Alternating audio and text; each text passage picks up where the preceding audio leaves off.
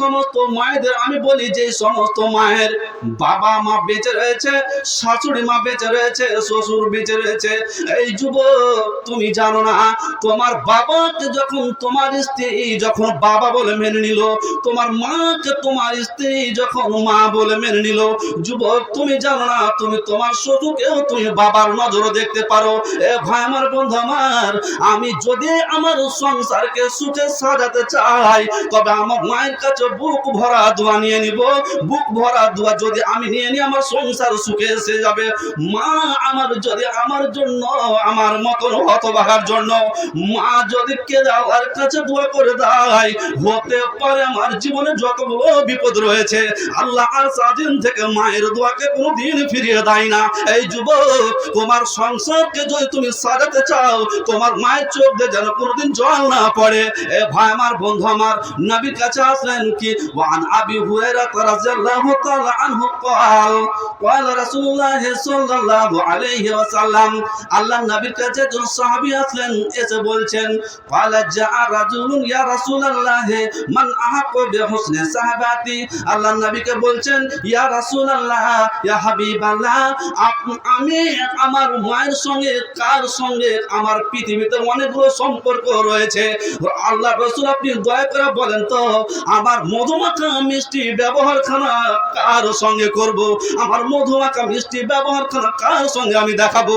আল্লাহ নবী উত্তর বললেন, ক্বালা উম্মুকা, আল্লাহ নবী বললেন, পৃথিবীতে যতগুলো তোমার সম্পর্ক রয়েছে, পৃথিবীতে যতগুলো তোমার বন্ধু বান্ধব আত্মীয় স্বজন রয়েছে, পৃথিবীতে আল্লাহর জমিনে তোমার মায়ের মতন কোন সম্পর্ক হতে পারে না। এই যুবক, আল্লাহ নবী বারবার বললেন, এক নয় দুই নয়, তিনবার বললেন, কি বললেন? তোমার মায়ের তুমি সেপ্তছো না, তোমার মায়ের ভক্তি ভালোবাসা করো। এই যুবক, এ তুমি জানো না, তোমার মা কেঁদে বেড়ায়, তোমার মায়ের সঙ্গে কথা নাই, তোমার বাবার সঙ্গে চালা নাই, তোমার মাকে তুমি জীবনে সালাম দিলে না, তোমার বাবাকে সালাম দিলে না। এই যুবক, তোমার মা যে অন্যের সামনে বুক ভরে কান্না করে, আর তোমার মা এখানে ওখানে বেড়ায়, এই বৌমা, তোমার শাশুড়ি কেন তোমার উপরে দুঃখ করবে? তুমি কেন নিজের মা মনে করলে না? তুমি কেন নিজের বাবা মনে করলে না?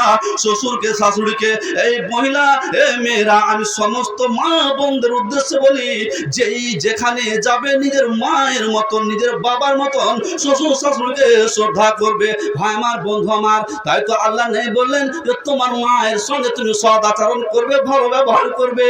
তো আল্লাহ নবী পুনরায় তিনবার বললেন, আবার বললেন, কি বললেন?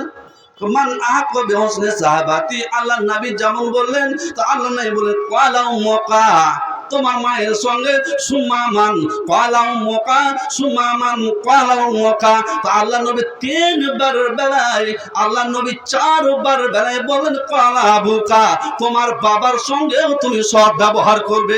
এ ভাই আমার, বন্ধু আমার, মাকে আল্লাহ পাক রব্বুল ইজ্জতের নবী মায়ের অগ্রাধিকার 3 গুণ বাড়ালেন। কেন বাড়ালেন? আপনারা পেপার পত্রিকাতে দেখেছেন, কতগুলো মা নিজের সন্তানকে প্রসব করতে যখন বসে, কতগুলো মা ছেলে রেখে দেয়, ওই মা যেন কতগুলো হসপিটালে দেখেন বাচ্চাকে জন্ম দিতে গিয়ে 360টা অঙ্গের জয়েন্ট পর্যন্ত ছিঁড়ে যায়। এই যুবক, তুমি জানো না, তোমাকে যখন তোমার মা যখন পৃথিবীর আলো দেখিয়েছিল, ওই সময় তোমার মায়ের অবস্থা কিরকম তুমি জানো না। তোমার মায়ের হুঁশ ছিল না, কত দুঃখ কষ্ট বেদনা করে তোমাকে পৃথিবীর আলো দেখিয়েছে। এই যুবক, তুমি যুবক, তোমার গায়ে বড় বল রয়েছে, আর তুমি কি করো? তোমার মায়ের চোখে জল পড়ে, তোমার গায়ে বড় বল, তুমি হিড়কি মেরে চলো, ঝিড়কি মেরে চলো। যুবক, তোমার সংসারে সুখ আসবে না, আসবে না। তুমি যদি সুখ চাও, তোমার সংসারকে সাজাতে চাও, তোমার মায়ের কাছে আঁচল তুলে দোয়া নিয়ে নাও। আল্লাহ নবী হাদিসের মধ্যে কি বলছেন?